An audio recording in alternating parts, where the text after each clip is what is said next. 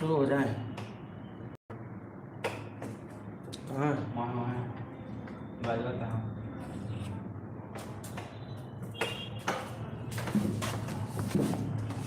ठीक है, चलिए।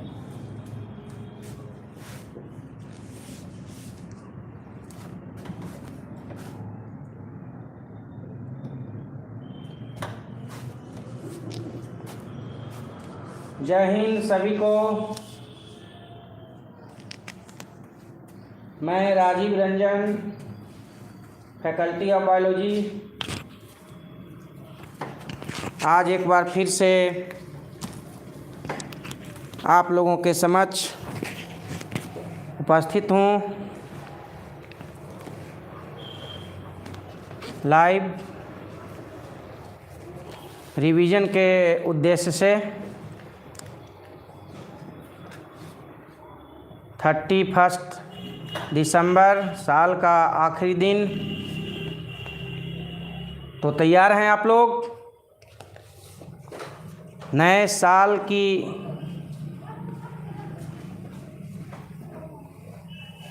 आइए हम लोग प्रारंभ करते हैं।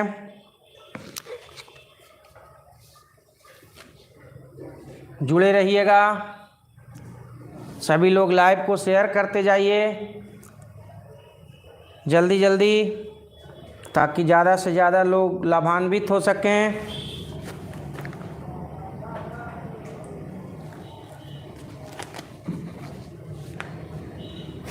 लिंक शेयर कर दें ग्रुप में, सभी विद्यार्थी जुड़ जाएं जल्दी जल्दी। हम उम्मीद करते हैं कि आप लोग ज़्यादा से ज़्यादा जुड़िएगा और ज़्यादा से ज़्यादा सही आंसर आप लोग अभी कमेंट करेंगे। चलिए तो हम लोग प्रारंभ करते हैं। पिछले लाइव में हम आपको 2023 और 2022 का क्वेश्चंस करवाए थे।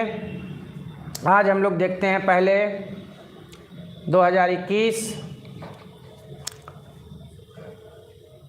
क्या कह रहा है कि ओपेरॉन मॉडल क्या प्रदर्शित करता है ना। क्या कह रहा है, ओपेरॉन मॉडल क्या प्रदर्शित करता है ना।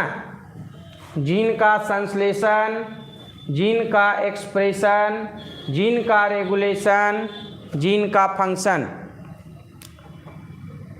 ओपेरॉन मॉडल, पहला क्वेश्चन देखिएगा, ओपेरॉन मॉडल क्या प्रदर्शित करता है। जीन का संश्लेषण, जीन का एक्सप्रेशन, जीन का रेगुलेशन या जीन का फंक्शन। जल्दी जल्दी कमेंट करेंगे। तो इसका सही जवाब क्या होने वाला है, सही जवाब होने वाला है जीन का रेगुलेशन। क्या हो जाएगा, जीन का रेगुलेशन। ठीक है। अगला सवाल है कि निम्न में से किसका पुष्पासन खाया जाता है ना। ध्यान से ऑप्शन देखेंगे, बिल्कुल आसान सवाल, सभी लोग आप लोग जवाब दे सकते हैं इसका। निम्न में से किसका पुष्पासन खाया जाता है।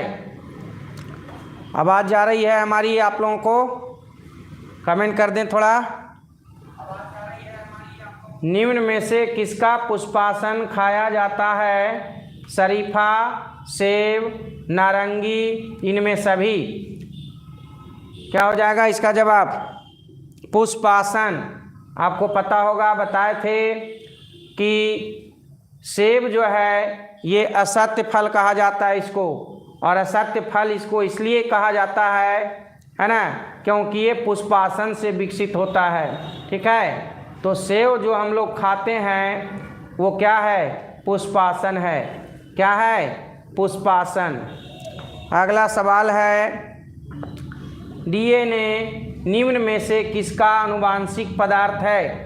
डीएनए निम्न में से किसका आनुवांशिक पदार्थ है। टीएमबी, बैक्टीरियोफेज, ए और बी दोनों, इनमें कोई नहीं। क्या हो जाएगा, डीएनए निम्न में से किसका आनुवांशिक पदार्थ है? तो टोबैको मोज़ैक वायरस में जो है ना, ये आरएनए रहता है, ठीक है। तो डीएनए इसमें किसका आनुवांशिक पदार्थ है? बैक्टीरियोफाज का। किसका है? बैक्टीरियोफाज। अगला सवाल देखते हैं। पारिस्थितिक तंत्र की आहार श्रृंखला में ऊर्जा का प्रवाह होता है। बिल्कुल आसान सवाल है, फट से आप लोग कमेंट करिए।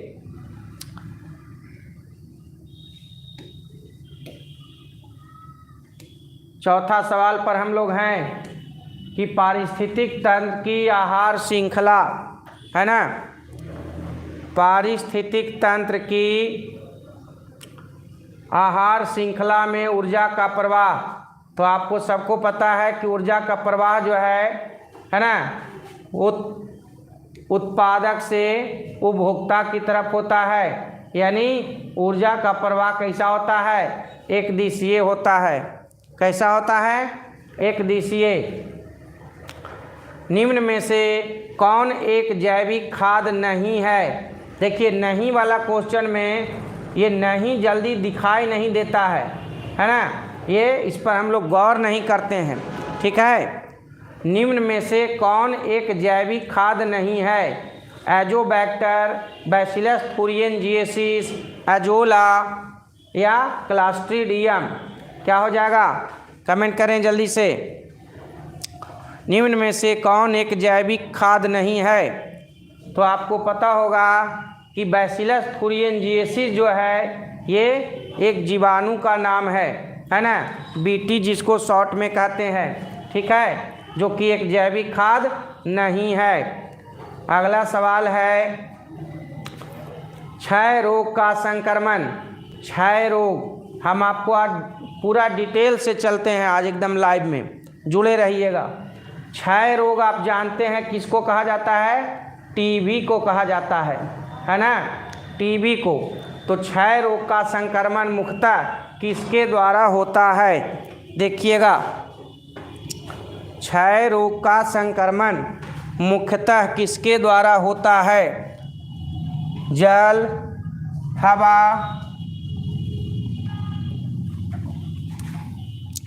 जल, हवा, कीट या संपर्क, है ना।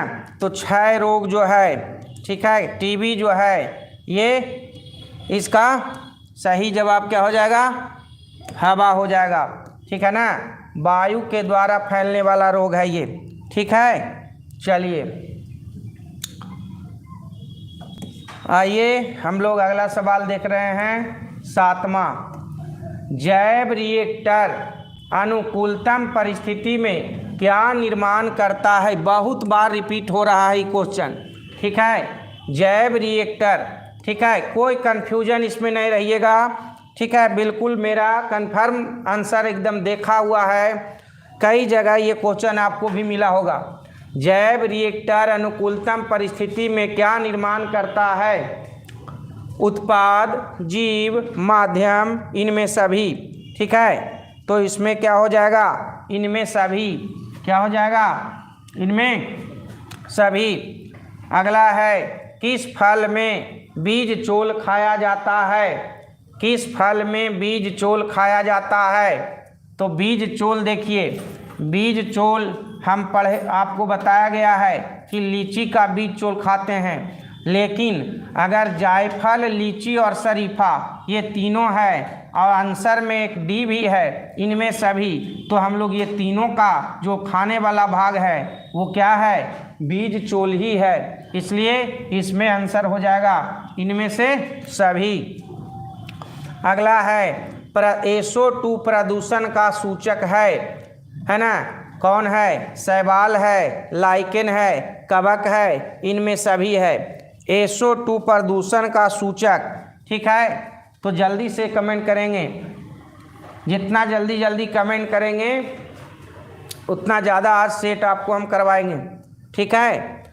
SO2 प्रदूषक का सूचक कौन? लाइकेन। कौन है? लाइकेन है। शहद का निर्माण कौन करती है?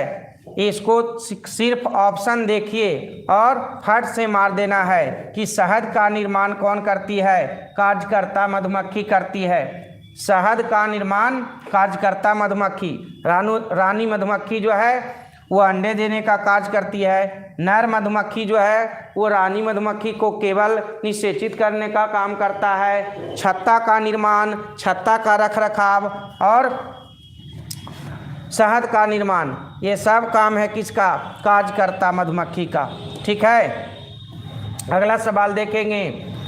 निम्नांकित में कौन सी बीमारी मुर्गियों में होती है?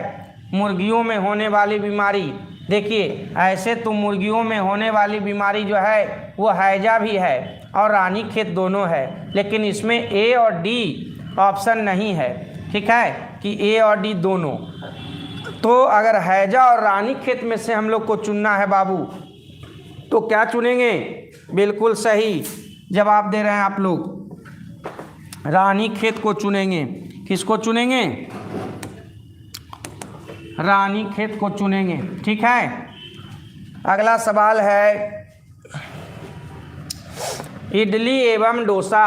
इडली एवं डोसा का आटा किस सूक्ष्मजीव के प्रयोग से बनाया जाता है? जीवाणु, लैक्टोबैसिलस, विषाणु या ईस्ट? क्या जवाब होगा सही? तो इडली एवं डोसा का आटा जो है ये जीवाणु के प्रयोग से बनाया जाता है। क्या हो जाएगा? जीवाणु। अगला है एगारोज किससे प्राप्त किया जाता है? हाँ, कहीं पर एगारेज लिखता है, कहीं पर एगारोज है ना, उससे कोई दिक्कत नहीं है। तो एगारोज किससे प्राप्त किया जाता है? मक्का से, समुद्री घास से, साइकस से, इनमें कोई नहीं। तो एगारेज जो है आपको पहले से पता है समुद्री घास से, ठीक है, प्राप्त किया जाता है। चलिए आगे बढ़ते हैं और देखते हैं 14वां, है ना, ओपेरॉन मॉडल किसने प्रस्तावित किया? ओपेरॉन मॉडल वाटसन तथा क्रिक, नीरेनबर्ग, जैकब तथा मोनोड, इनमें कोई नहीं। कौन हो जाएगा? जैकब तथा मोनोड हो जाएगा। ठीक है, क्या हो जाएगा? जैकब तथा मोनोड हो जाएगा। ठीक है, अगला सवाल ऋतुस्राव चक्र किसमें होता है? मनुष्य में, बंदर में, चिंपैंजी में, इनमें सभी में। तो ऋतुस्राव चक्र यानी मेंस्ट्रुअल साइकिल का बात हो रहा है। ठीक है, तो ऋतुस्राव चक्र जो है आपको पता है मनुष्य, बंदर और चिंपैंजी ये तीनों में है ना। प्राइमेट स्तनधारियों में जो है ऋतुस्राव चक्र होता है। ठीक है, तो इसका सही जवाब क्या हो जाएगा? इनमें सभी में। ठीक है, अगला सवाल है द्विखंडन किसमें पाया जाता है? अमीबा में, पैरामीशियम में, ए और बी दोनों में, इनमें कोई नहीं। ठीक है, तो द्विखंडन जो है आप जानते हैं कि किसमें पाया जाता है? तो अमीबा में भी द्विखंडन होता है और पैरामीशियम में भी द्विखंडन होता है। ठीक है, अर्थात इसका आंसर क्या हो जाएगा? ए और बी दोनों हो जाएगा। अगला है डीएनए अणु में साइटोसिन 18% है, तो एडेनिन का प्रतिशत क्या होगा? ये सब क्वेश्चन आप लोग को कई बार करवाया जा चुका है, तो जल्दी जल्दी कमेंट करेंगे। डीएनए अणु में साइटोसिन 18% है, तो एडेनिन का प्रतिशत क्या हो जाएगा? 64, 36, 85 या 32? क्या हो जाएगा? तो इसका सही जवाब आपको पहले से पता है, जल्दी से कमेंट करिए।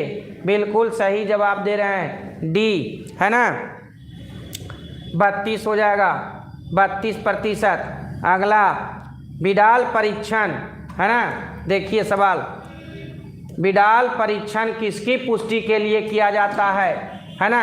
विडाल एक टेस्ट का नाम है और विडाल परीक्षण जो है किसके लिए किया जाता है? Malaria, typhoid, AIDS, cancer. तो आपको पता है विडाल परीक्षण, जल्दी से जवाब देंगे।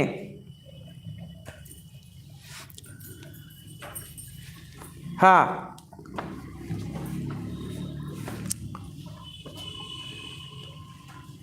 हाँ बाबू, हाँ, ये भी कमेंट कर सकते हैं कि राजीव सर स्मार्ट लग रहे हैं कि नहीं लग रहे हैं। ठीक है, हाँ बहुत अच्छा, हाँ लग रहे हैं बाबू। ठीक है, चलिए, तो विडाल परीक्षण किसकी पुष्टि के लिए किया जाता है? टाइफाइड के लिए। किसके पुष्टि के लिए?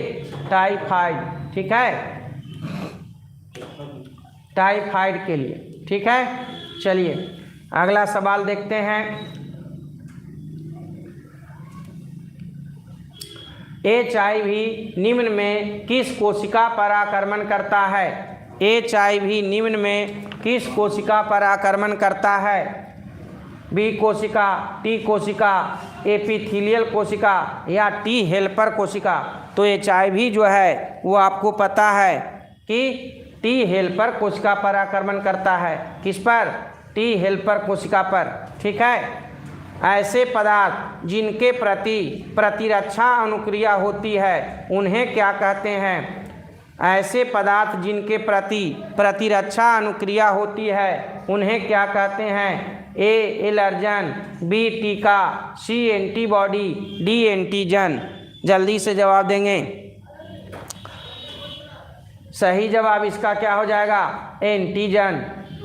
एलर्जी के कारण निकलने वाले रसायन हैं। एलर्जी के कारण निकलने वाले रसायन, तो एलर्जी के कारण कौन निकलता है? ऑप्शन है हिस्टामिन, सीरोटोनिन, A और B दोनों, इनमें कोई नहीं। तो इसमें हो जाएगा A और B दोनों। ठीक है, हिस्टामिन और सीरोटोनिन दोनों निकलता है। अगला सवाल देखेंगे 22वां। निम्न में से कौन नर युग्मक से संयोजन कर भ्रूण पोष बनाता है? ध्यान दीजिए, क्या है यहाँ पर? भ्रूण पोष है ना, भ्रूण पोष है।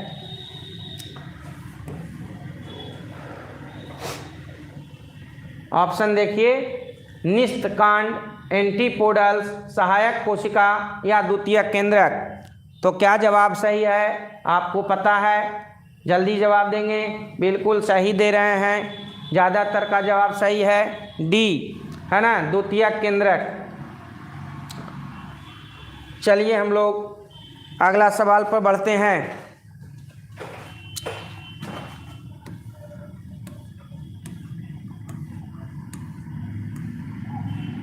एक जीन जोड़ा दूसरे जीन जोड़ा के प्रभाव को दबा देता है। एक जीन जोड़ा दूसरे जीन जोड़ा के प्रभाव को दबा देता है। क्वेश्चन नंबर 23 देखिएगा। एक जीन जोड़ा दूसरे जीन जोड़ा के प्रभाव को दबा देता है, इस घटना को क्या कहते हैं? तो इस घटना को क्या कहते हैं बाबू? एपिस्टेसिस, प्रभाविता, उत्परिवर्तन, इनमें कोई नहीं। तो इसमें जवाब हो जाएगा, जल्दी दीजिए, एपिस्टेसिस, बिल्कुल सही जवाब। अगला है ट्रांसफर आरएनए में, है ना, ट्रांसफर आरएनए में पाए जाने वाले 3 क्षारकों का क्रम जो संदेशवाहक आरएनए कोडॉन से बंधता है, हाँ ये बचता है, गलत लिखा गया है, बंधता है, उसे क्या कहते हैं? तो क्या कहते हैं उसको? क्वेश्चन नंबर 24 है। ठीक है, तो उसको जो है त्रिक कहते हैं, नॉनसेंस कोडोन कहते हैं, या एंटी कोडोन या समापन कोडोन। तो सही जवाब क्या हो जाएगा? Anti codon. ठीक है, सही जवाब एंटी कोडोन हो जाएगा।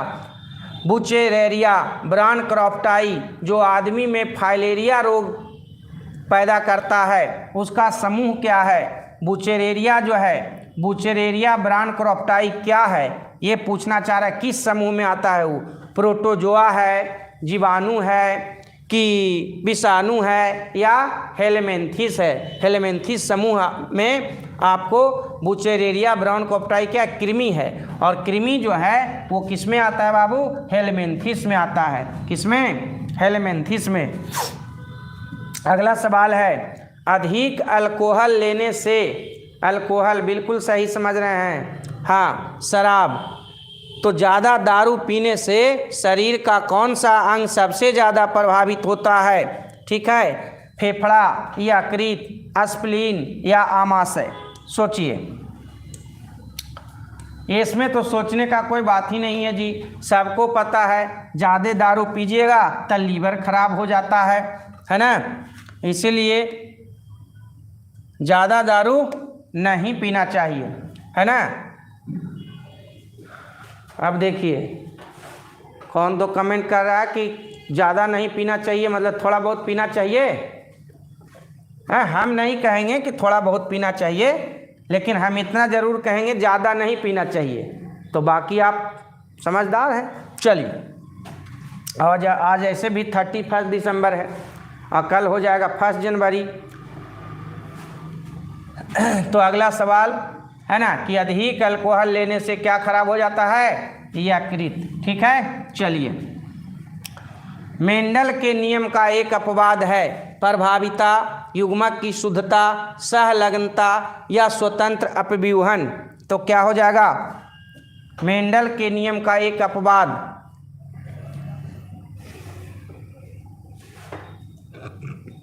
जवाब दीजिए जल्दी जल्दी। मेंडल के नियम का अपवाद सहलग्नता, है ना, लिंकेज जिसको बोलते हैं। ठीक है। निम्न में से कौन यौन संचारित रोग है? टाइफाइड, हैजा, मलेरिया, सिफिलिस। यौन संचारित रोग जिसको इंग्लिश में क्या कहते हैं बाबू? STD कहते हैं, STD, है ना। क्या हो गया full form? Sexually transmitted disease, है ना। तो कौन है इसमें? टाइफाइड नहीं है, हैजा नहीं है, STD, मलेरिया भी STD नहीं है, और जब 3 गो छट गया तो फिर STD है कौन? तो सिफिलिस है ना। निम्न में से कौन विषाणु से होने वाली बीमारी नहीं है? मम्प्स, इन्फ्लुएंजा, डिप्थीरिया या मीजिल्स, है ना। विषाणु से होने वाली बीमारी ध्यान दीजिए नहीं है ना। तो मम्प्स जो है ना बाबू, इसको विषाणु से होता है ये। ठीक है। गलफुल्ली जिसको बोलते हैं, देखे होंगे बचपन में, यहाँ पर गिल्टी हो जाता है तो यहाँ पर एगो छेदा वाला पट्टी साट लेते हैं, है ना। बचपन में आप लोग को भी किसी किसी को सटा होगा, तो ही मम्प्स रोग होता है। और इन्फ्लुएंजा भी आप पहले से जान रहे, जिसको फ्लू कहा जाता है ना। तो इन्फ्लुएंजा भी किससे होता है? विषाणु से ही होता है। कह रहा है कि कौन सा बीमारी विषाणु से नहीं होता है ना। तो नहीं होने वाला बीमारी कौन है? विषाणु से नहीं होने वाला बीमारी है डिप्थीरिया। ठीक है। अगला सवाल देखेंगे कि निम्नलिखित में कौन पशुपालन में सम्मिलित नहीं है? कौन पशुपालन में सम्मिलित नहीं है? मधुमक्खी पालन, कुक्कुट पालन, मत्स्यिकी या कार्बनिक खेती। कौन पशुपालन में सम्मिलित नहीं है ना। तो देखिए, तो आप फटाफट बता दीजिएगा। मधुमक्खी पालन तो है ही, कुक्कुट पालन पशुपालन का ही हिस्सा है, मत्स्यिकी का मतलब मछली पालन, तो मछली पालन भी जो है ये पशुपालन का ही हिस्सा हो गया। तो पशुपालन का हिस्सा कौन नहीं है? बोलिए मेरे प्यारे बच्चों, है ना।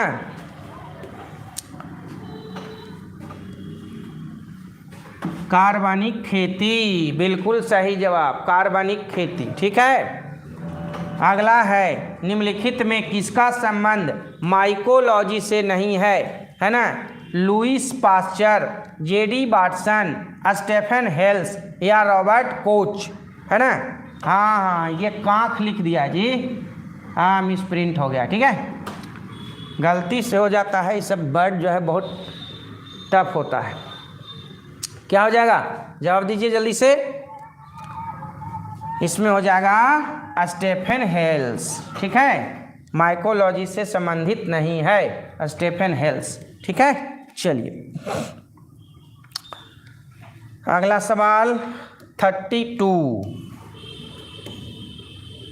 एंटीकोडॉन्स किसमें पाया जाता है? mRNA में, tRNA में, rRNA में, इनमें कोई नहीं, है ना। रिवीजन भी करते चलिए। ठीक है, हम आपको रिवीजन भी करवाते जा रहे हैं। देखिए, आपको बताए हैं, याद होगा कि RNA जो है वो कितने टाइप का होता है? 3 टाइप का। कौन कौन? mRNA, tRNA और rRNA। ठीक है ना? फुल फॉर्म बता दें? चलिए वो भी बता देते हैं। M का मतलब हो गया मैसेंजर RNA, है ना। T का मतलब ट्रांसफर RNA, R का मतलब राइबोसोमल RNA। तो जल्दी से जवाब दीजिए 32 का। सही जवाब बिल्कुल सही tRNA में, है ना, tRNA में। ठीक है, चलिए अगला है मेंडल ने प्रतिपादित किया, है ना। क्या किया? कौन नियम? सहलगनता का नियम, आनुवंशिकता का नियम, ए और बी दोनों, इनमें कोई नहीं। तो आपको याद होगा कि मेंडल को, है ना, फादर ऑफ जेनेटिक्स कहा जाता है कि नहीं? तो फादर ऑफ जेनेटिक्स यानी मेंडल जो है वो आनुवंशिकता का नियम दिए थे। ठीक है ना? कौन नियम दिए थे? आनुवंशिकता का नियम। तब कहिएगा सर रेहू बताते चलिए लगले लहर में, है ना, कि सहलगनता का नियम कौन दिए थे? तो सहलगनता का नियम दिए थे TH मॉर्गन दिए थे। कौन दिए थे? TH Morgan. अगला सवाल देखिएगा 34। पृथक्करण के सिद्धांत को और क्या कहते हैं? प्रभाविता का नियम, स्वतंत्र व्यूहन का नियम, युग्मकों की शुद्धता का नियम, इनमें कोई नहीं। अच्छा,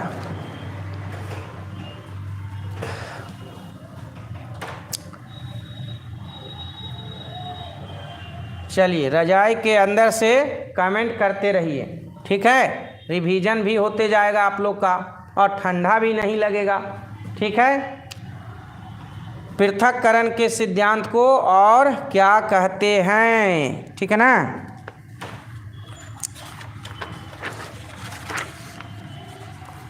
पृथक्करण के सिद्धांत को कहते हैं युग्मकों की शुद्धता का नियम।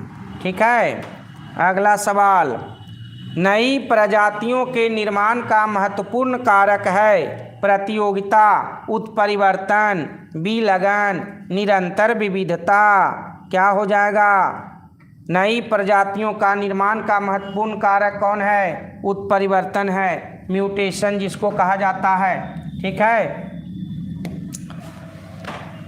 चलिए 35 हो गया।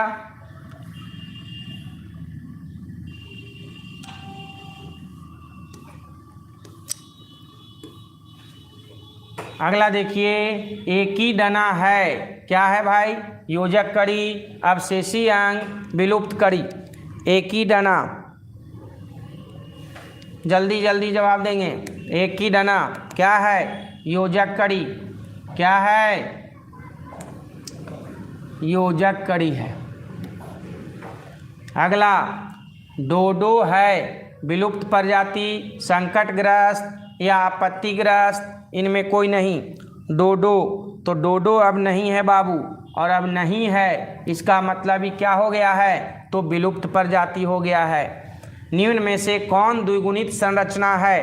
अंडाणु, भ्रूणपोष, युग्मनज, इनमें सभी द्विगुणित, है ना।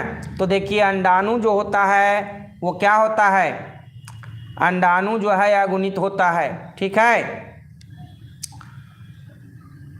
और भ्रूणपोष जो होता है वो त्रिगुणित होता है ना।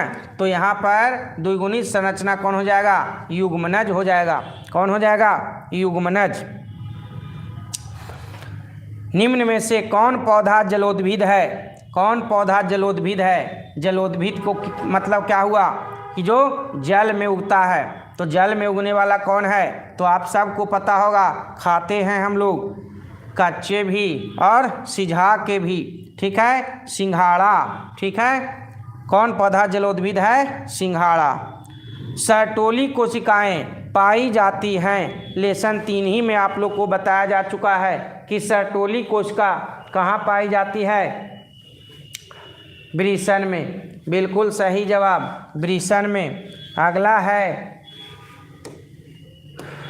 कि मनुष्य पुरुष ब्रैकेट में लिखा हुआ है में गुणसूत्रों की संख्या, है ना। ऑप्शन देखते हैं, 44 + XX, 44 + XY, 46 + XX या 46 + XX या XY। तो इसमें क्या हो जाएगा, पुरुष में कौन कौन आता है बाबू, तो पुरुष में XY तो रहबे करता है, लेकिन कौन, तो 44 + XY, है ना, 44 + XY, तब ना हुआ 44, 45, 46 हो गया।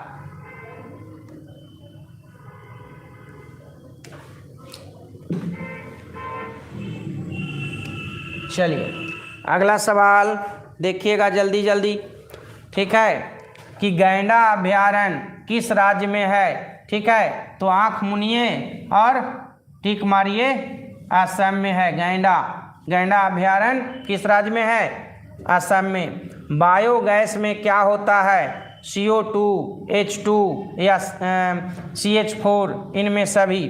तो बायोगैस किसको कहा जाता है, हाँ बिल्कुल सही आप बोल रहे हैं, गोबर गैस को ही कहा जाता है बायोगैस, ठीक है। तो इसमें यहाँ पर जो है ना ये मिस प्रिंट हो गया है, H2S रहेगा, ठीक है। और इसका सही जवाब हो जाएगा इनमें सभी। CO2 मतलब हो गया कार्बन डाइऑक्साइड, H2S मतलब हो गया हाइड्रोजन सल्फाइड, और CH4 मेथेन हो गया। तो मेथेन जो है बायोगैस में सबसे ज़्यादा रहता है, 75% रहता है, ठीक है, बताया हुआ है आप लोग को। क्रॉसिंग ओवर किस अवस्था में होता है, लेप्टोटीन, साइटोकाइनेसिस, डाइकाइनेसिस या पैकेटीन, क्या हो जाएगा, कमेंट करें। क्रॉसिंग ओवर बिल्कुल सही, पैकेटीन अवस्था में होता है, ठीक है, पैकेटीन।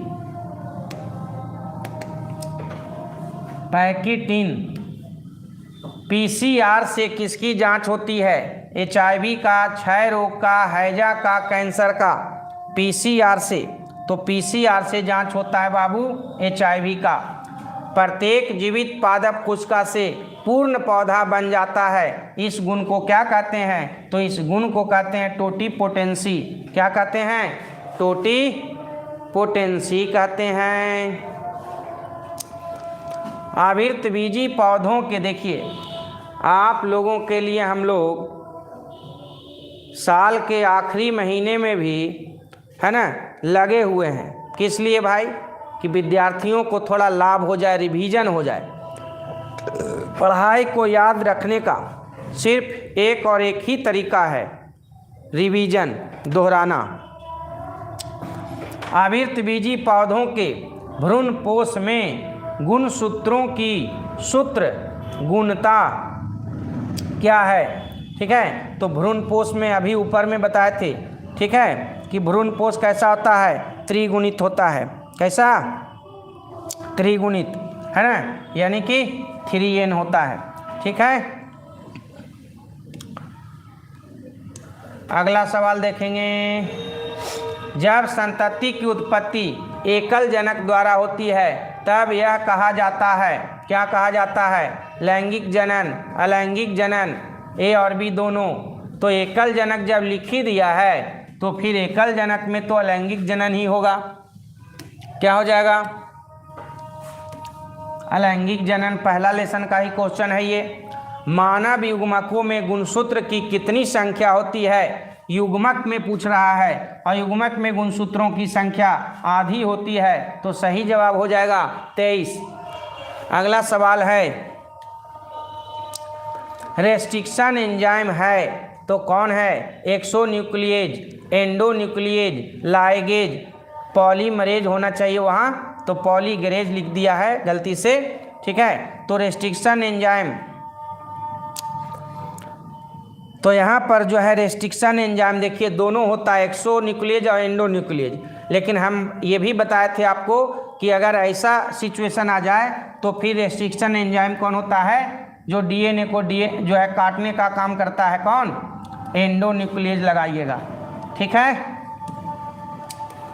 रेस्ट्रिक्शन एंजाइम है ना। बी एंडोन्यूक्लियेज। चलिए अगला सवाल देखते हैं। राष्ट्रीय उद्यान में सुरक्षा प्रदान की जाती है फ्लोरा की, फौना की, पारिस्थितिकी तंत्र की, ए और बी दोनों की। क्या हो जाएगा?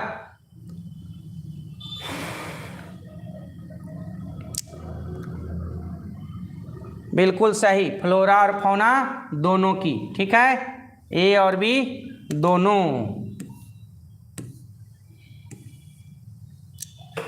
अगला सवाल देखते हैं। द्वितीयक उत्पादक किससे संबंधित है? उत्पादक शाकाहारी, मांसाहारी, इनमें कोई नहीं।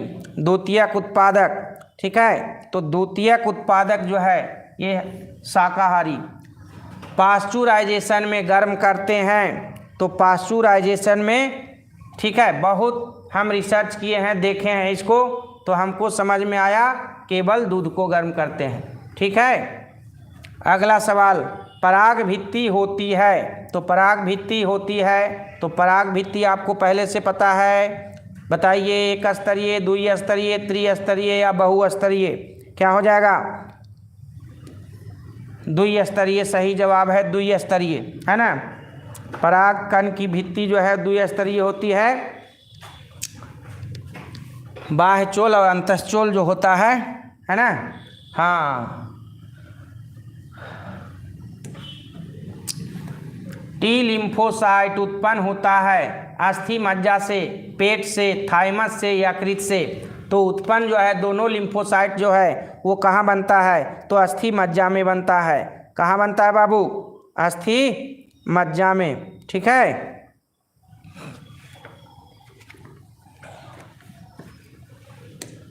तो सही जवाब हो जाएगा 55 का ए। ठीक है ना। अगला सवाल देखेंगे। इको R1 एंजाइम का स्रोत है। ठीक है, देखिए, बैम H1, ई कोलाई, ए और बी दोनों, हिन3। क्या हो जाएगा? Eco R1। तो यहाँ देखिए इको, तो जैसे ही यहाँ इको है, यहाँ देखिए यहाँ भी इको है ना। तो ई कोलाई है ना, इको R1 जो एंजाइम है, ठीक है, ये ई कोलाई से प्राप्त किया जाता है। निम्न में से कौन कीटभक्षी पौधे हैं? कीटभक्षी, तो कीटभक्षी ड्रोसेरा भी है, नेपेंथिस भी है। ठीक है, तो इसका सही जवाब क्या हो जाएगा? ए और बी दोनों हो जाएगा। निम्न में से कौन उभयलिंगी प्राणी है? निम्न में से कौन उभयलिंगी प्राणी है? मुर्गी, सांप, ए और बी दोनों, केचुआ। उभयलिंगी, उभयलिंगी किसको कहते हैं? जिसमें नर और मादा दोनों जननांग एक ही शरीर में मौजूद हो, तो उसको क्या कहते हैं? उभयलिंगी कहते हैं। ठीक है, तो उभयलिंगी इसमें कौन है? केंचुआ है। ठीक है, बिल्कुल सही। क्लोरेला निम्न में से क्या है ना। चलिए, नहीं दिख रहा है, ऊपर कर देते हैं थोड़ा। सरकाइलियोखटिया, मिस्टेक हो गया, तो गाना है बाबू। ठीक है, मतलब सरका देते हैं थोड़ा ऊपर में, ऐसे भी ऊपर तो सरकाना पड़ता है समय समय पर। चलिए, क्लोरेला निम्न में से क्या है? शैवाल, जीवाणु, प्रोटोजोआ, एकल कोशिका प्रोटीन। तो क्लोरेला जो है शैवाल तो है, लेकिन यहाँ पर इसका देने का मतलब ये है कि इसमें है क्या? क्लोरेला जो है वो एकल कोशिका प्रोटीन है। क्या है बाबू? एकल कोशिका प्रोटीन है।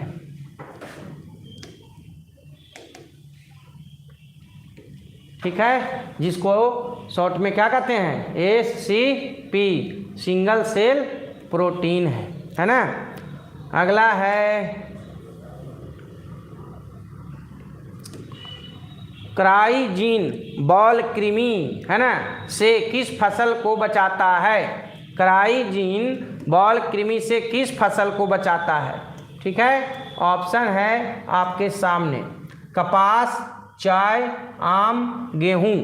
क्या हो जाएगा? क्राइजीन। तो क्राइजीन जो है बचाता है किससे? किसको बचाता है?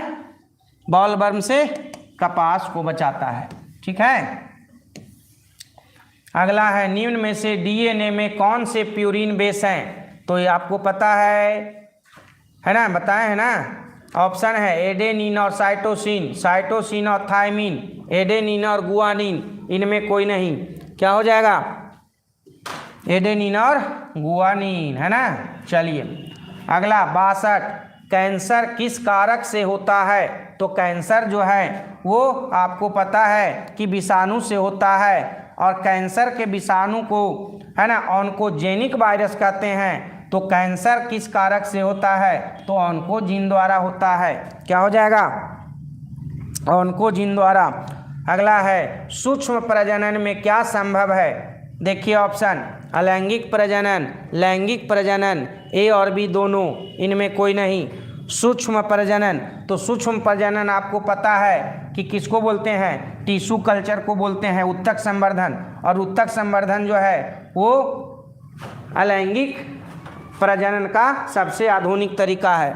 ठीक है, तो सूक्ष्म प्रजनन जो है क्या हो जाएगा? अलैंगिक प्रजनन इसका सही जवाब हो जाएगा। चलिए आखिरी चरण में है इस सेट के हम लोग। ठीक है, अगला सवाल है आरएनए के पायरीमिडीन में क्या पाया जाता है? तो आरएनए के पायरीमिडीन में क्या पाया जाता है? ठीक है, तो इसका सही जवाब क्या हो जाएगा? साइटोसिन एवं यूरेसिल पाया जाता है। साइटोसिन एवं यूरेसिल पाया जाता है। अगला सवाल क्या है? ट्रिपल एंटीजेन टीका का उपयोग किसके लिए नहीं होता है? ट्रिपल एंटीजेन टीका का उपयोग किसके लिए नहीं होता है? डिप्थेरिया, पर्ट्यूसिस या टाइफाइड, टेटनस। क्या हो जाएगा सही जवाब? तो सही जवाब हो जाएगा इसमें टाइफाइड। यहाँ पर जो टीका का बात हो रहा है वो टीका का नाम हम आपको बताते हैं। टीका का नाम हो रहा है DTP-HIV। ठीक है, ये टीका का पूरा नाम है। तो इसमें 3 रोग के लिए ये टीका लगता है, एक ही साथ 3 रोग के काम करता है। ठीक है, कौन कौन रोग में काम करता है? तो डिप्थेरिया, पर्ट्यूरिस भी एक रोग होता है, और टेटनस, ये तीनों में ये काम करता है। टाइफाइड के लिए अलग टीका होता है, इसका नाम है TAB। ठीक है बाबू, टाइफाइड एंटीबैक्टीरियल इसका पूरा नाम हो गया। ठीक है, तो यहाँ पर सही जवाब क्या हो जाएगा? टाइफाइड। अगला है निम्न में से कौन ग्रीन हाउस गैस नहीं है? तो अभी ऊपर हम लोग पढ़े हैं कि ग्रीन हाउस गैस है ना, कौन नहीं है इसमें पूछ रहा है। ठीक है, मीथेन, क्लोरोफ्लोरोकार्बन जिसको शॉर्ट में CFC कहते हैं, कार्बन डाइऑक्साइड यानी CO2 या नाइट्रोजन, ग्रीन हाउस गैस नहीं है। नहीं पर ध्यान देंगे, नहीं है। तो इसमें ग्रीन हाउस गैस कौन नहीं है? नाइट्रोजन नहीं है। ठीक है, चलिए आगे चलें।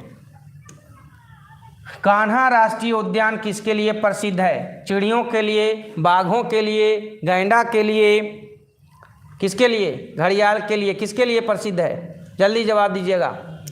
कान्हा राष्ट्रीय उद्यान प्रसिद्ध है, बिल्कुल सही, बी, है ना, यानी बाघों के लिए। निम्न में से कौन आहार श्रृंखला का क्रम सही है? घास, गेहूं और आम। 68वां का हम लोग देख रहे हैं।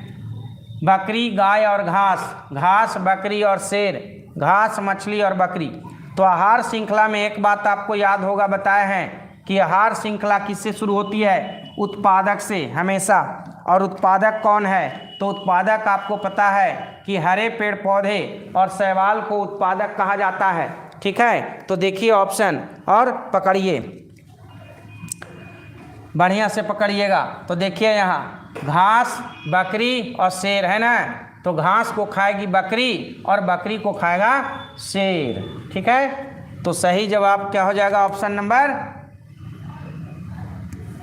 घास, बकरी और शेर यानी C। 69 है न्यूक्लियोसाइड कौन है? न्यूक्लियोसाइड तो न्यूक्लियोसाइड में क्या क्या रहता है, शुगर और एक नाइट्रोजनी युक्त बेस रहता है, यानी क्षार। ठीक है, अगला है लास्ट इस सेट का, है ना, गैमीट निर्माण। हाँ, ये गलती लिख गया, मिस्टेक है। गैमीट निर्माण को क्या कहते हैं, तो गैमीट यानी युग्मक, और युग्मक निर्माण को युग्मक जनन, और युग्मक जनन को इंग्लिश में कहते हैं गैमेटोजेनेसिस। ठीक है, तो ये आपका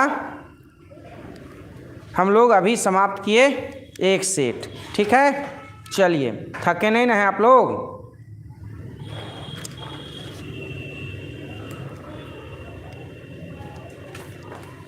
थकिएगा तब कमेंट कर दीजिएगा कि सर थक गए, अब रहने दीजिए।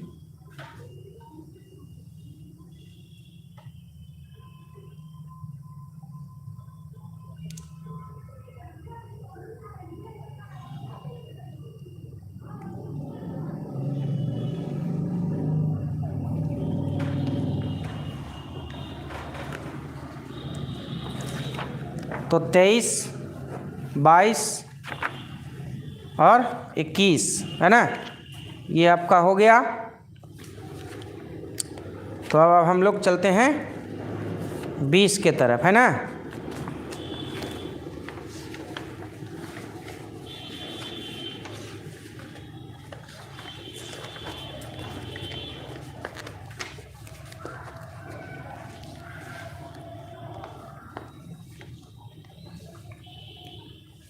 नया साल आने वाला है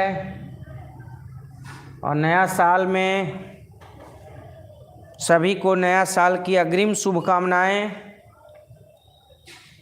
जैसा 23 बीता है उससे और अच्छा बीते 24, यही शुभकामनाएं सभी को। हाँ, कहीं जाइएगा नहीं, बने रहिए। 20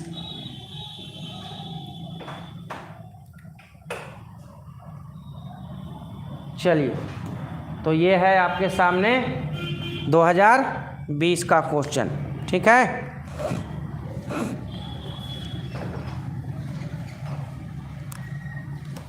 – 2020 बिल्कुल डराने वाला साल है ना। चलिए, बीत चुका है। प्रकाश रासायनिक धुंध में निम्नलिखित में से क्या नहीं पाया जाता है? प्रकाश रासायनिक धुंध में निम्नांकित में से क्या नहीं पाया जाता है? Pan, PN, sulphur trioxide, carbon dioxide या सल्फर डाइऑक्साइड। ठीक है, देखिएगा तो क्या नहीं पाया जाता है। ठीक है, तो इसमें हो जाएगा कार्बन डाइऑक्साइड। क्या हो जाएगा? कार्बन डाइऑक्साइड हो जाएगा। ठीक है बाबू, चलिए अगला है, निम्न में से कौन प्रारंभ कूट है ना। प्रारंभ कूट यानी इनिशिएशन कोडोन कौन है बाबू? ठीक है, तो आपको देखिए पकड़ेला बताए थे, कैसे पकड़िएगा। तो इनिशिएशन वाला जो है वो सब रहेगा, टर्मिनेशन वाला सब यू से रहेगा स्टार्ट, है ना। तो देखिए ऐसे ही छट रहा है। ठीक है, क्या हो जाएगा? AUG और GUG, ये आपका प्रारंभन है। ठीक है, AUG और GUG। जल में ई कोलाई की अधिकता किसकी सूचक है? पानी का खारापन, औद्योगिक प्रदूषण, बाहित मलजल प्रदूषण, इनमें सभी। बताइए जल्दी से। जल में ई कोलाई अगर ज़्यादा है तो ये किसका सूचक है? बाहित मलजल प्रदूषण का सूचक है। ठीक है, चलिए अगला सवाल, नील हरित शैवाल। नील हरित शैवाल किस खेत के लिए उपयोगी है? कुछ सोचना ही नहीं है, आपको बताए हैं कि ब्लू ग्रीन एल्गी जो है, ठीक है, ये किसके लिए? धान के खेत में, यानी यहाँ पर जवाब हो जाएगा चावल। अगला, रेट्रो विषाणु निम्नांकित में किस बीमारी का रोगजनक है? तो रेट्रो विषाणु 4 ऑप्शन देखे की ज़रूरत ही नहीं है ना, लेकिन फिर भी देख लीजिए। ए है सिफिलिस, है ना, बी है एड्स,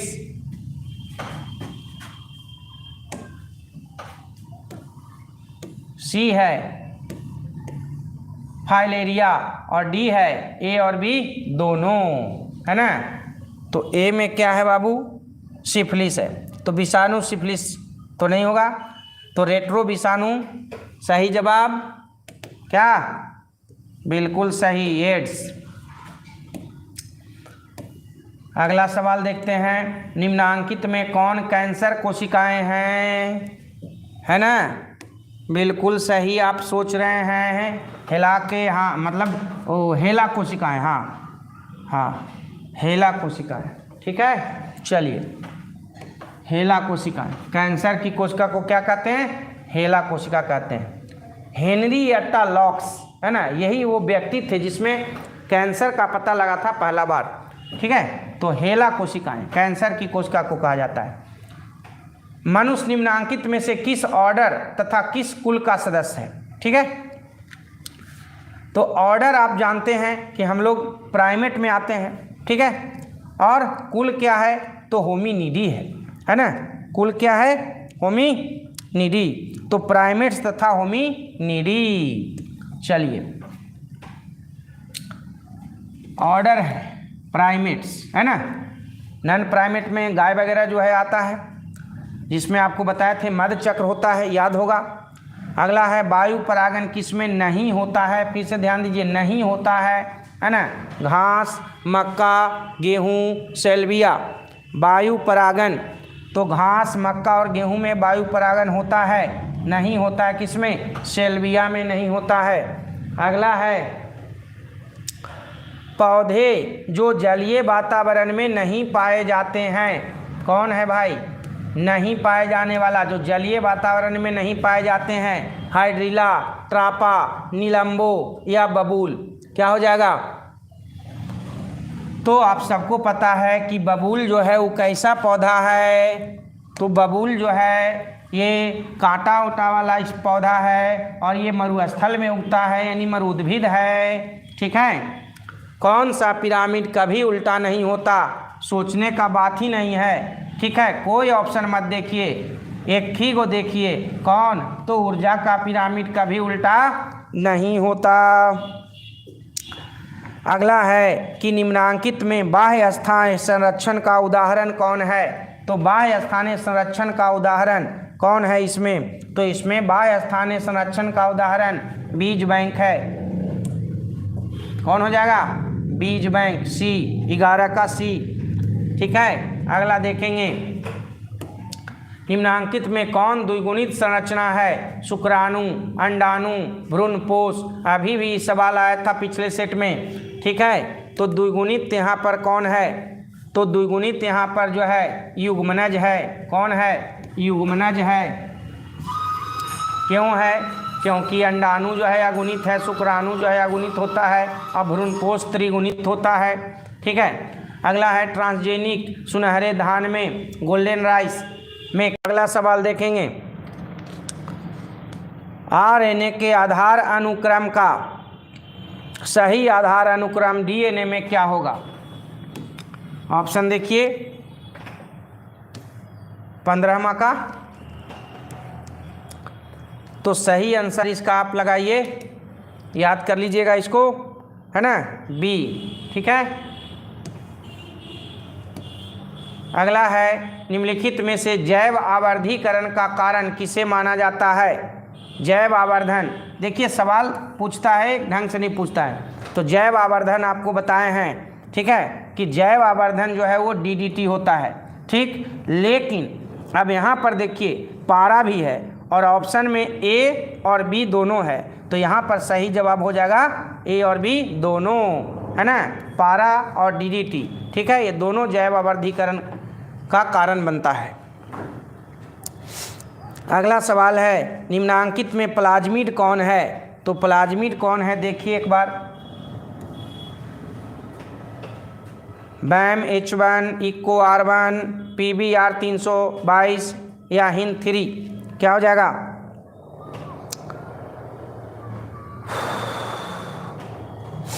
प्लाज्मिड, प्लाज्मिड है PBr 322। ठीक है, चलिए 18 में हम लोग आते हैं। 18 निकली है अभी। मनुष्य में प्लाज्मोडियम की संक्रमण अवस्था, है ना। सब सोचने वाला तो कोई क्वेश्चन ही नहीं है जी, इतना बार आप लोग को रिवीजन करवाए हैं। स्पोरोजोआइट, मीरोजोआइट, क्रिप्टोजोआइट, इनमें कोई नहीं। जल्दी बताइए, मनुष्य में प्लाज्मोडियम की संक्रमण अवस्था क्या हो जाएगा? बिल्कुल सही सोच रहे हैं, जल्दी जल्दी कमेंट करिएगा। ठीक है, और लाइव को शेयर किए हैं कि नहीं किए हैं? ठीक है, कर दीजिए, लाइक भी करते चलिए। ठीक है, ताकि हम लोग का उत्साह बढ़े और आप लोग के लिए ऐसे ही लगे रहें। ठीक है, तो सही जवाब हो जाएगा स्पोरोजोआइट। क्या हो जाएगा? स्पोरोजोआइट हो जाएगा। ठीक है,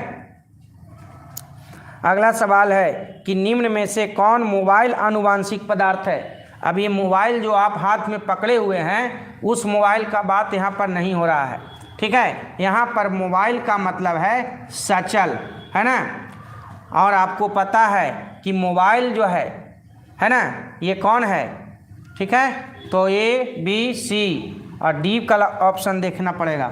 ठीक है, D का ऑप्शन देखना ज़रूरी है, क्योंकि सही जवाब वही होने वाला है, B और C दोनों। और देखिए यहाँ फिर से एक बार आप लोग को दिखाते हैं। B में क्या है? ट्रांसपोसोन है, और C में जंपिंग जीन है, और जंपिंग जीन को ही ट्रांसपोसोन भी कहते हैं। और वहाँ पर ऑप्शन है B और C दोनों। जंपिंग जीन किसको कहते हैं? आपको बताए थे, जो अपना स्थान निरंतर क्या करते रहे? बदलते रहे, है ना, एक जगह से दूसरी जगह। ठीक है, तो यहाँ पर सही जवाब क्या हो जाएगा? 19 का सही जवाब हो जाएगा D, है ना। B और C दोनों। TI प्लाज्मिड निम्नांकित में से किससे प्राप्त किया जाता है? TI प्लाज्मिड, ऑप्शन देखिए। TI बिल्कुल सही, एग्रोबैक्टीरियम ट्यूमिफेसियंस से। ठीक है, जीवाश्म सामान्यतः किसमें पाए जाते हैं? जीवाश्म सामान्यतः किसमें पाए जाते हैं? ठीक है, रूपांतरित, आग्नेय, तलछटी या इनमें सभी। ठीक है, क्या हो जाएगा? तलछटी में। ठीक है, अगला है 22। GAATTC निम्नांकित किसका रिकॉग्निशन साइट है? Eco R1, eco RH, Hind 2 या बैम H1? क्या हो जाएगा? तो इसका इको R1। ठीक है, क्या हो जाएगा? Eco R1। ठीक है, चलिए अगला सवाल। निम्नांकित में कौन संकटग्रस्त प्रजाति है? संकटग्रस्त, अमरबेल, लेंटाना, निपेंथिस, इनमें सभी। क्या हो जाएगा? संकट में है बाबू, कौन है? निपेंथिस है। मनुष्य में ABO रक्त समूह क्या दर्शाता है? मनुष्य में ABO रक्त समूह क्या दर्शाता है? तो मनुष्य में ABO रक्त समूह जो है क्या दर्शाता है? जल्दी से जवाब दीजिए। सही जवाब B और C दोनों, यानी कि बहुएलील भी है और सहप्रभाविता भी दर्शाता है। ठीक है, अगला सवाल। ग्राफियन पुटक कहाँ पाया जाता है? ग्राफियन पुटक कहाँ पाया जाता है? मानव वृषण में, मानव अंडाशय में, मानव यकृत में या मेढक के अंडाशय में? Question number 25। ठीक है, तो ग्राफियन पुटक होता है मानव अंडाशय में। कहाँ? मानव अंडाशय। अदरक में कायिक प्रवर्धन किसके द्वारा होता है? तो अदरक में होता है राइजोम से। ठीक है, राइजोम। सिल्क धागे में कौन सा प्रोटीन होता है? सिल्क धागे में फिब्रोइन होता है। ठीक है,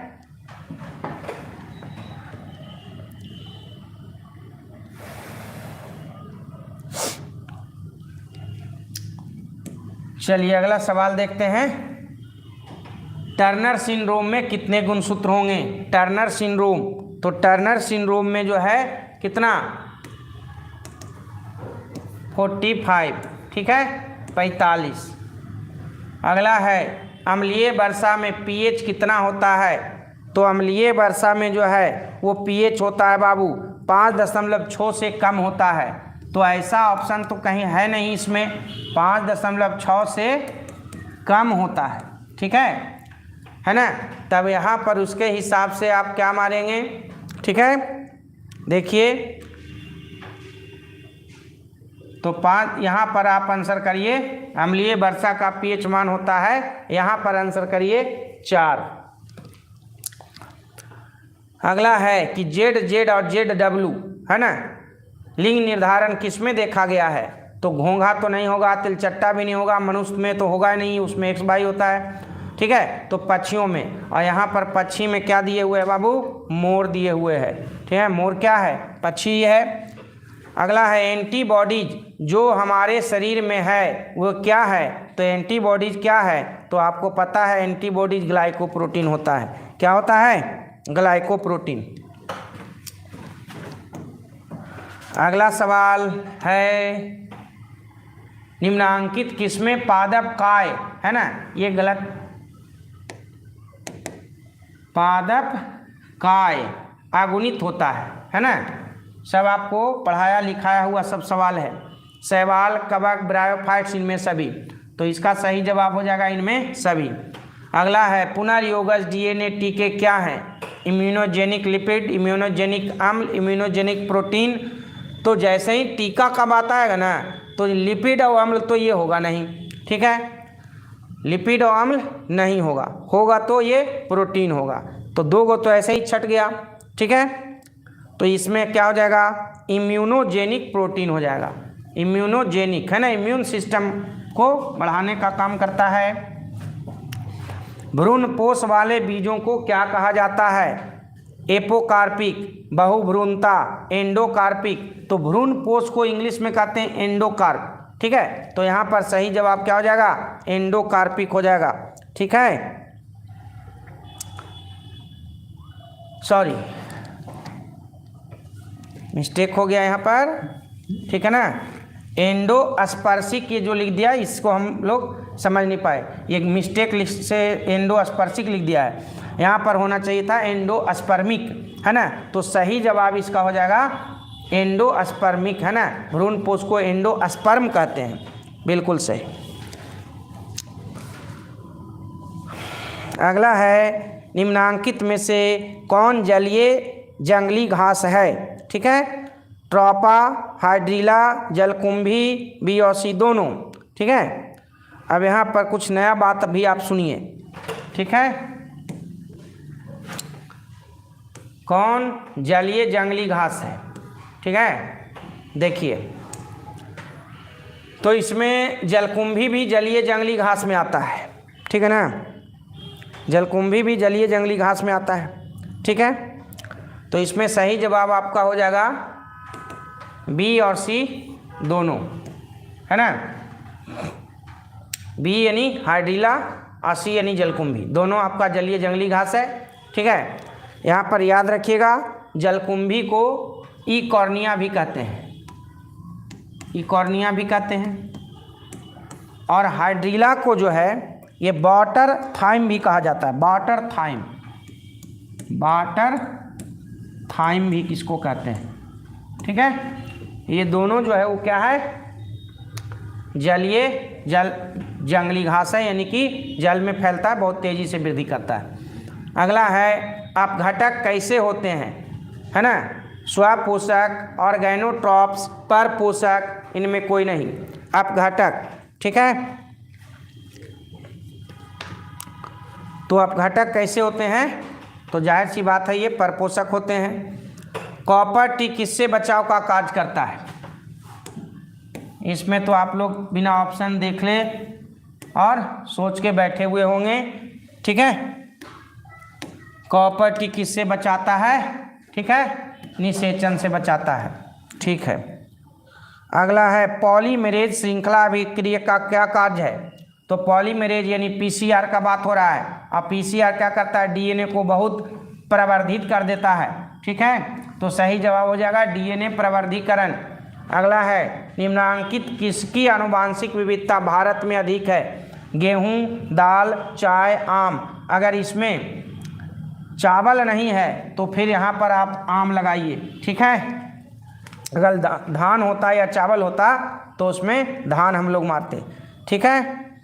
अगला है किस जनन परत से रक्त तथा परिवहन तंत्र का उद्भव होता है ना। ऑप्शन देखिए, किस जनन परत से रक्त तथा परिवहन तंत्र का उद्भव होता है? पहले से आप लोग को पता है, ठीक है। जल्दी से कमेंट करिएगा, क्या हो जाएगा? बिल्कुल सही सोच रहे हैं, मीजोडर्म, है ना। अगला सवाल, गोबर गैस प्लांट में कौन सा जीवाणु प्रयुक्त होता है? तो गोबर गैस में कौन जीवाणु रहता है बाबू? तो मिथेनोजेन रहता है ना। ओकाजाकी फ्रैगमेंट्स कब बनता है? ओकाजाकी तो आपको पता है, बताए थे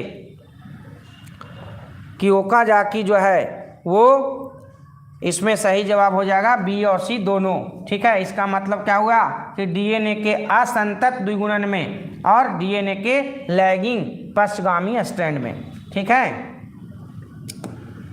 तो ये था आपके सामने 2020 का क्वेश्चन, ठीक है। हाँ, 2020 में बाबू 42 ऑब्जेक्टिव भी पूछा गया था, ठीक है ना। अब हम लोग आगे देखते हैं।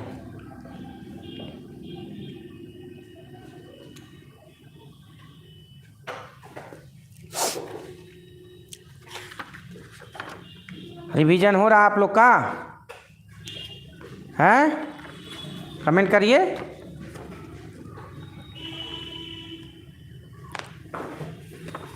चलिए, तो अब हम लोग बढ़ते हैं 2019 के तरफ, है ना।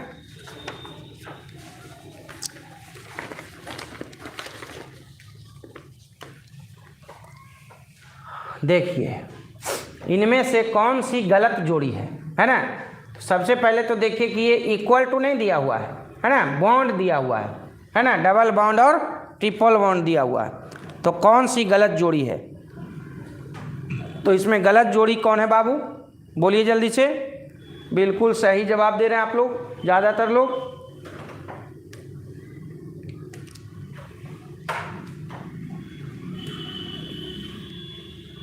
चलिए, ठीक है। गलत जोड़ी कौन है? टी डबल बॉन्ड ए, है ना। थायमिन और एडेनिन के बीच में डबल बॉन्ड नहीं होता है, ठीक है। मृदा में नाइट्रोजन स्थिरीकरण हेतु हम किसका प्रयोग कर सकते हैं? तो नाइट्रोजन स्थिरीकरण कौन करता है?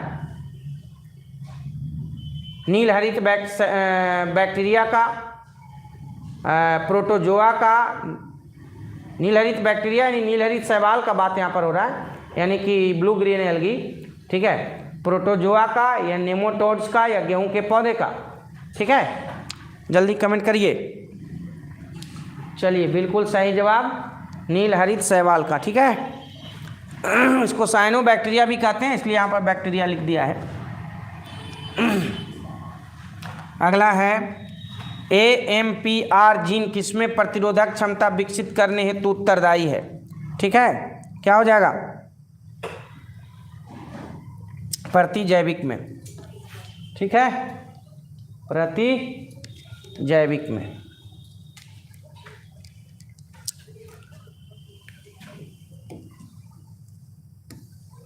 अगला है ड्रायोपिथेकस इनमें किसके अधिक समान थे? एप के, गोरिल्ला के, चिंपैंजी के, मनुष्य के। ड्रायोपिथेकस, कमेंट करिए, इंतजार में है।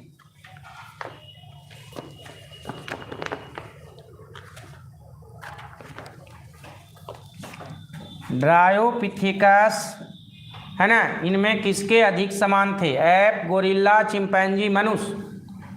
क्या हो जाएगा? ऐप के। कुछ रोगों की शीघ्र एवं सही पहचान हेतु हम किसका प्रयोग कर सकते हैं? देखिए ऑप्शन, एलिसा का, कल्चर का, रसायनों का, विश्लेषणात्मक। क्या हो जाएगा? एलिसा का। अगला सवाल,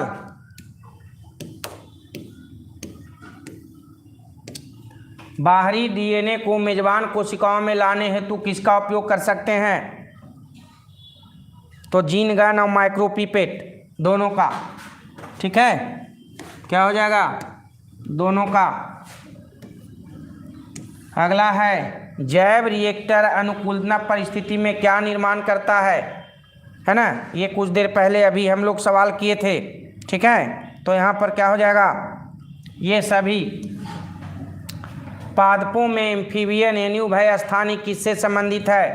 एम्फीबियन, पादपों में एम्फीबियन ब्रायोफाइट से। ठीक है, अगला है चरम समुदाय किस क्षेत्र में पाया जाता है? ठीक है, तो चरम समुदाय जो है ये संतुलित क्षेत्र में। किसमें? संतुलित क्षेत्र में।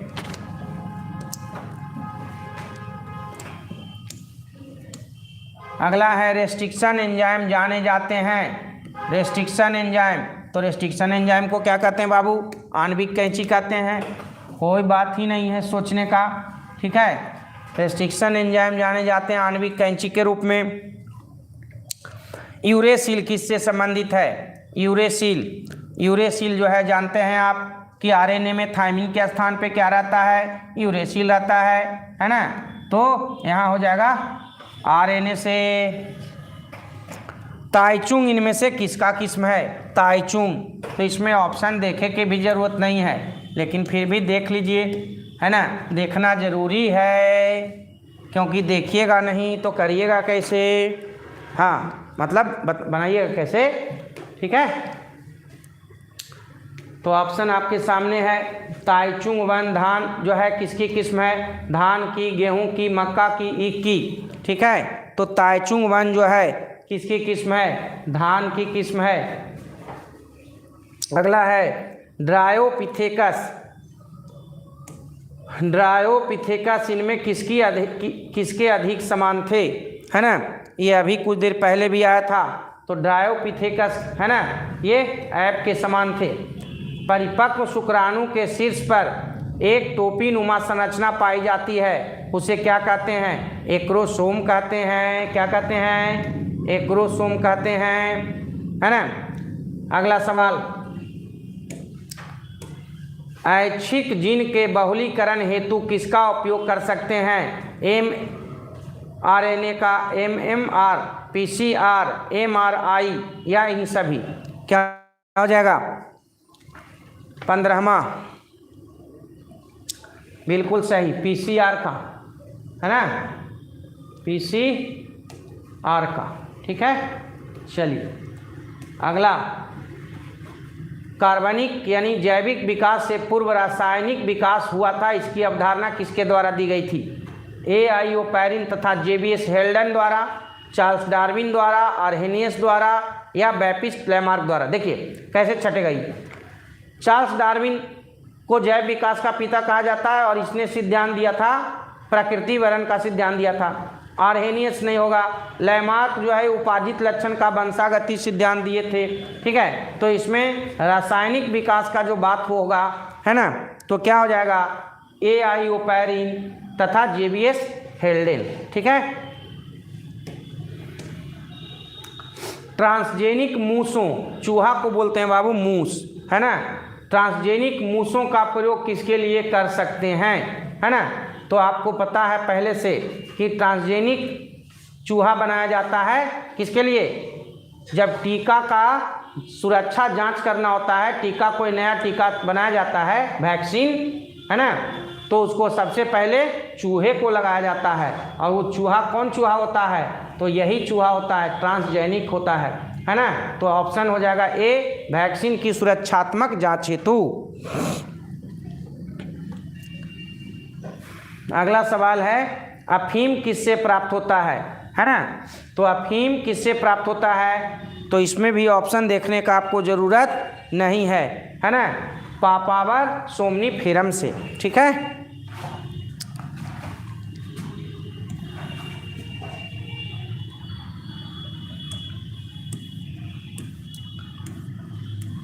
क्षय रोग का संक्रमण मुख्यतः किसके द्वारा होता है?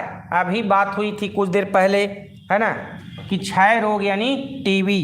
ठीक है, तो टीबी किससे होता है? तो बताए थे अभी, ठीक है, कि ये हवा के द्वारा होता है, वायु, है ना, एयरबॉर्न डिजीज है बाबू, ठीक है ना। RNAi का प्रयोग रोगाणुओं को नियंत्रित करने हेतु किस पौधे में किया जाता है ना, तंबाकू में किया जाता है। किसमें? तंबाकू में, ठीक है। अगला है सिकल कोशिका एनीमिया, यानी सिकल सेल एनीमिया, ठीक है। ये किससे संबंधित रोग है? ऑटोसोम संबंधित रोग है। क्या है? ऑटोसोम संबंधित रोग है, ठीक है, ऑटोसोम संबंधित रोग है, ठीक है। अगला सवाल है ईस्ट में प्रजनन मुख्यतः किसके माध्यम से होता है? तो ईस्ट में जाहिर सी बात है मुकुलन होता है, ठीक है, बाह्य मुकुलन ईस्ट में, है ना। अंतः मुकुलन किसमें? स्पंज में, है ना। युग्मक समानतः कैसे होते हैं? तो युग्मक कैसे होते हैं? आगुणित होते हैं, यानी कि इंग्लिश में हैप्लॉइड कहते हैं, है ना। क्या कहते हैं? हैप्लॉइड, ठीक है। पादपों में एम्फीबियन, अभी जस्ट ये सवाल आया था, पादपों में एम्फीबियन किससे संबंधित हैं? ठीक है, तो ब्रायोफाइट से। SL मिलर किससे संबंधित हैं? SL मिलर, ठीक है। तो इसमें डार्विनवाद होगा नहीं, लमार्कवाद होगा नहीं, विकासवाद के उपयोग एवं अनुपयोग के सिद्धांत से ये भी नहीं होगा, तो जीवन की उत्पत्ति एवं विकास से, ठीक है। अगला सवाल,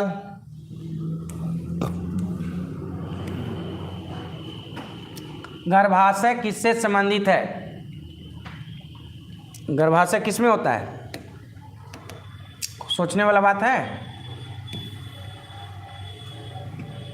मादा में। ब्रीवरी का संबंध किससे है?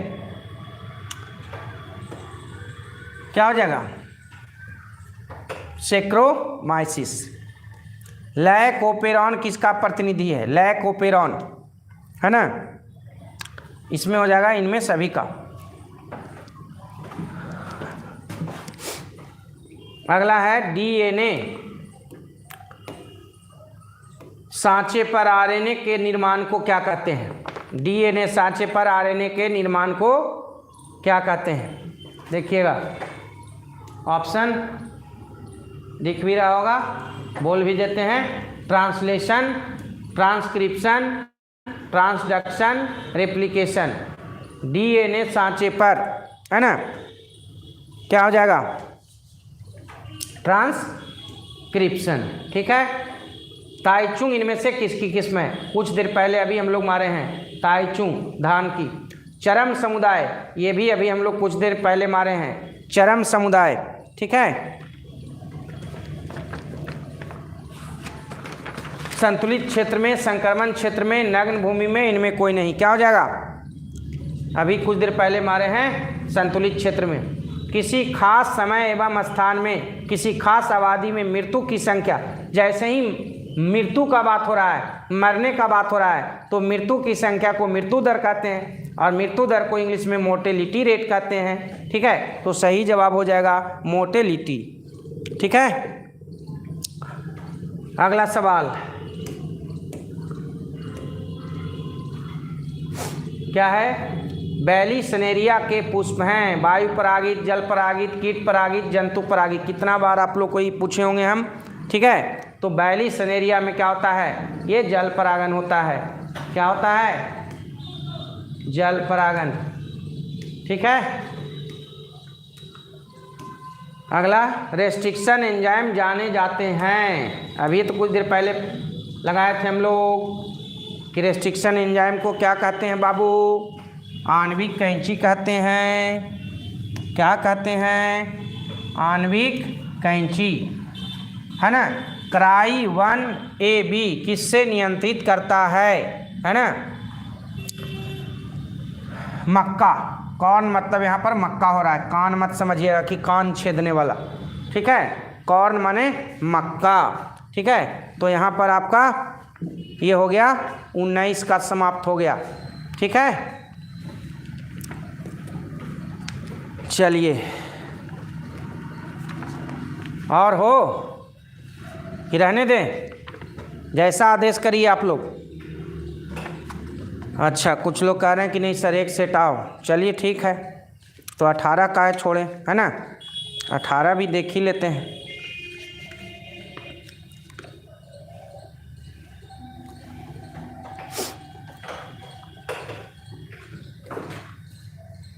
एक स्वस्थ महिला के पूरे जीवन काल में उत्पन्न कुल अंडों की संख्या है ना 4440 या 365, है ना। तो फटाफट लगाइए, है ना। सब आप लोग को पहले से पढ़ाया और बताया हुआ है, जो भी रेगुलर क्लास किए होंगे तो उनको पता होगा। क्या हो जाएगा सही जवाब 400। गर्भाशय में कॉपर T1 प्रभावी एवं अंतःगर्भाशय युक्ति होने का मुख्य कारण है। शुक्राणुओं की निषेचन क्षमता में कमी, गर्भाशय में कॉपर आयन मोचित होने के कारण शुक्राणुओं की भक्षका अनुक्रिया में वृद्धि, शुक्राणुओं की गतिशीलता में कमी, इनमें सभी। तो इसका सही जवाब होगा बाबू इनमें सभी। ठीक है, अगला है निम्नांकित में से किस पौधे के प्रजातियों में बीज का उत्पादन असंग जनन के द्वारा होता है। नहीं दिख रहा है, कोई बात नहीं, यहाँ आ जाते हैं। निम्नांकित में से किस पौधे के प्रजातियों में बीज का उत्पादन असंग जनन द्वारा होता है। तो इसमें होगा एस्ट्रेसिया एवं घास हो जाएगा। क्या हो जाएगा एस्ट्रेसिया एवं घास। एक ही स्थान पर उपस्थित रहने वाले जीन जिनकी विभिन्न अभिव्यक्ति हो क्या कहलाते हैं। तो बहुएलील कहलाते हैं। क्या कहलाते हैं बहुएलील। अगला 5वां देखेंगे, सबसे अधिक तथा सबसे कम जीन वाले मानव गुणसूत्र इनमें से कौन है। तो आपको ये बताया हुआ है, जल्दी से जवाब देंगे, कमेंट करिए जल्दी जल्दी। ठीक है, फिर 31st नाइट भी मनाना है हम लोग को भाई, है ना। चलिए आप लोग को चलिए जवाब देंगे। क्या हो जाएगा गुणसूत्र 1 एवं 22, बिल्कुल सही। दात्र कोशिका रक्तता क्या प्रदर्शित करता है। एपिस्टेटिस, सहप्रभाविता, प्लियोट्रॉपी, अपूर्ण प्रभाविता। क्या हो जाएगा प्लियोट्रॉपी। ऑस्ट्रेलिया के शिशुधानी प्राणियों के अनुकूली विकिरण इनमें से किसका उदाहरण है। क्या हो जाएगा अभिसारी क्रम विकास। ठीक है, क्या हो जाएगा 7वां का ऑस्ट्रेलिया के शिशुधानी प्राणियों के अनुकूली विकिरण इनमें से किसका उदाहरण है अभिसारी क्रम विकास का। अगला 21वें गुणसूत्र के ट्राइसोमी से, यानी 21वां गुणसूत्र जो है वो 2 गो के जगह 3 गो हो जाता है। ठीक है, तो उसको क्या बोलते हैं, कौन सी बीमारी हो जाती है उससे। ठीक है, तो क्या हो जाएगा डाउन सिंड्रोम। क्या हो जाएगा बाबू डाउन सिंड्रोम हो जाएगा। क्या हो जाएगा डाउन सिंड्रोम। एक समान दृष्टि वाली महिला जिसके पिता कलर ब्लाइंड हैं की शादी एक समान दृष्टि वाले पुरुष से होती है, तब उसके होने वाले पुत्र एवं पुत्री में वर्णांधता की संभावना इनमें से क्या होगी, है ना। ऑप्शन आपके सामने है। क्या हो जाएगा 50% वर्णांध पुत्र एवं 50% समान दृष्टि वाली पुत्री, है ना, यानी ऑप्शन बी।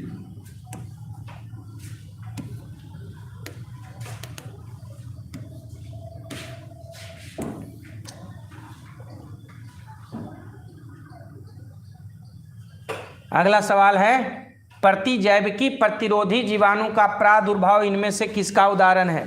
ठीक है, क्या हो जाएगा 10 का किसी समुदाय में पूर्व व्यवस्थित विभिन्नता।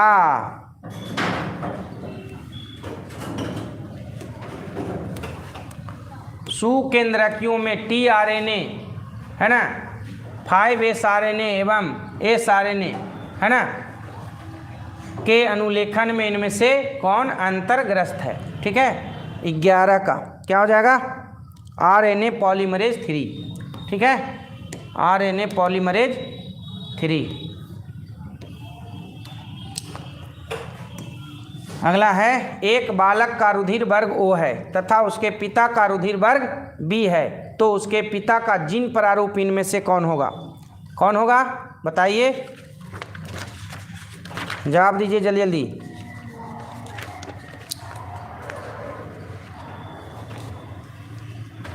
लो एगो कमेंट करा कि सर भूख लग गया। कोई बात नहीं बाबू, थोड़ा देर और वेट कर लो। हाँ भूख तो हमको भी लगल है, मैनेजर साहब भी आ गए हैं। हाँ व्यवस्था वही करेंगे ना भाई। चलिए तो 12 का सही जवाब क्या होगा, है ना B, ठीक है। अगला सवाल, ठीक है 13, फ्लेवर सेवर क्या है? बिना ऑप्शन देख ले एकदम मारिए फट से कि फ्लेवर सेवर क्या है बाबू? टमाटर है, टमाटर, लाले लाल टमाटर, ठीक है ना, खाया करिए, परजीवी टमाटर है। प्रतिबंधन एंडोन्यूक्लियस डीएनए के एक विशिष्ट शाख अनुक्रम को पहचानते हैं। क्या हो जाएगा 14 का A।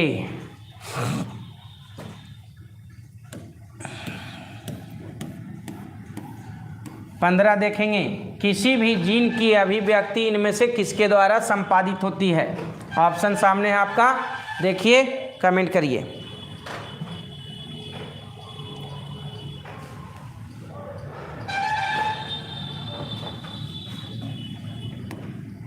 सही जवाब इसका हो जाएगा एंटीसेंस आरएनए, ठीक है। चलिए अगला सवाल, सर्वप्रथम क्लिनिकल जीन चिकित्सा का उपयोग किसके लिए किया गया था, है ना?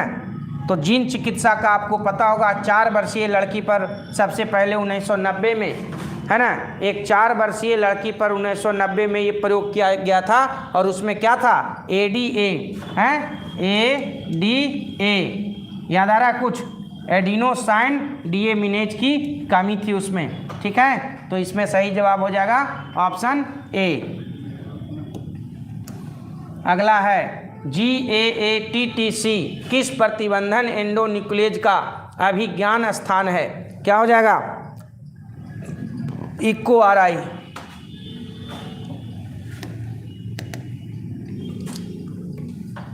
अगला है सर्वप्रथम निर्मित परजीवी गाय का नाम इनमें से कौन था?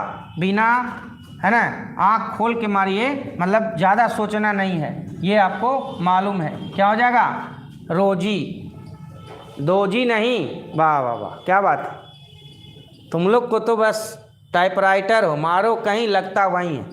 रोजी याद रखना है, दोजी नहीं, ठीक है ना। अगला सवाल 19वां, इनमें से कौन सा नीमेटोडा तंबाकू के पौधों की जड़ों को संक्रमित करता है? ठीक है, क्या हो जाएगा मेलाइडोजिन इकोग्निटा, है ना, सही जवाब हो जाएगा 19 का C।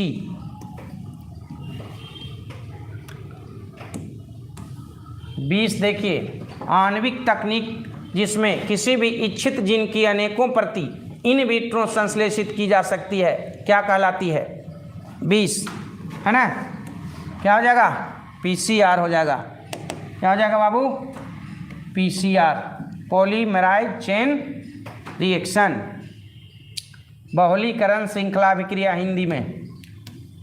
अगला सवाल 21, जीवाणु की कोशिका भित्ति को तोड़कर उसके DNA एवं अन्य बृहद जैव अणुओं को मुक्त करने हेतु इनमें से कौन एंजाइम प्रयुक्त होता है? 21 का देखिए, क्या हो जाएगा लाइसोजाइम। क्या हो जाएगा लाइसोजाइम। 22 है, इनमें से कौन स्व प्रतिरक्षा रोग का उदाहरण है ना, बताया हुआ है आप लोग को, रूमेटॉइड अर्थराइटिस, है ना, ये है अर्थराइटिस का भी एक टाइप है, लेकिन ये स्व प्रतिरक्षा रोग में आता है। तंबाकू के सेवन से शरीर में कौन सा उपापचयी परिवर्तन शीघ्र दिखाई देता है? परिलक्षित होना मतलब दिखाई देना, ठीक है। ऑप्शन आपके सामने है। खैनी खाई से क्या होता है, शरीर में क्या परिवर्तन आते हैं, देखिएगा, ठीक है ना। तो इसमें हो जाएगा इनमें दोनों A एवं B, अब ए एवं बी क्या है? ए में है अधिवृक्क ग्रंथि के उद्दीपन से कैटेकोलेमिन का रक्त में स्राव ज़्यादा होता है और व्यक्ति के बीपी जो है और हृदय स्पंदन की दर में क्या हो जाती है? वृद्धि हो जाती है। ठीक है, तो हो जाएगा ए और बी दोनों। उच्च पैदावार एवं रोग प्रतिरोधी सोनालिका, देखिए है ना, लिखने वाला को क्या बोला जाए? ये इसको बेचारा को सोनालिका को अलग अलग कर दिया है, सोनालिका है ना। और कल्याण सोना किसकी किस्म है? तो धान नहीं, मक्का नहीं, कपास नहीं, तो सोनालिका और कल्याण सोना किसका है? गेहूं का। किसका है? गेहूं का। इनमें कोई एक जैव खाद नहीं है ना, जैविक खाद कौन नहीं है ना? तो जैविक खाद देखिए इसमें कौन नहीं है? अजोला जैविक खाद है, अजोला जैविक खाद है ना, है ना। और क्लास्ट्रीडियम जैविक खाद है, एजोबैक्टर जैविक खाद है, तो कौन नहीं है? तो छट गया। आप जल्दी से छांट लो पर ना आंसर मारिएगा। क्या हो जाएगा? बैसिलस थूरियनजिएसिस, शॉर्ट में इसी को ना बोलते हैं जी, बीटी। क्या है ये जीवाणु है। ठीक है, तो ये जैविक खाद नहीं है। ठीक है, ये जो है आपका बीटी जो है बैसिलस थूरियनजिएसिस, बीटी कॉटन याद है ना, उससे संबंधित है। चलिए अगला सवाल 26 है। वैसे जीवाणुओं के समूह जो फफूंदी के तंतुओं से जुड़कर जाल जैसी संरचना बना लेते हैं, क्या कहते हैं उसको? फ्लॉक्स कहते हैं। प्रोबायोटिक्स क्या है ना? प्रोबायोटिक्स है ना, ऑप्शन देखेंगे।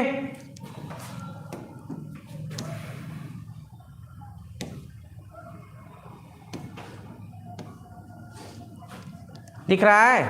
चलिए देखिए, प्रोबायोटिक्स जीवित सूक्ष्मजीवी भोजन संपूरक है। ठीक है, जीवित सूक्ष्मजीवी भोजन संपूरक है। ठीक है, अगला बीटी, ये वही फिर से आ गया, बैसिलस थूरियनजिएसिस द्वारा स्रावित आविष यानी है ना, आविष यानी टॉक्सिन का बात हो रहा है। टॉक्सिन यानी विष है ना। कौन है? तो कौन है इसमें? तो क्राई प्रोटीन। ठीक है, क्राई प्रोटीन हो जाएगा। इनमें से पश्च विषाणु जानते हैं ना किसको बोलते हैं जी? रेट्रोवायरस को बोलते हैं। और रेट्रोवायरस किसको बोलते हैं? किसमें कौन है जी?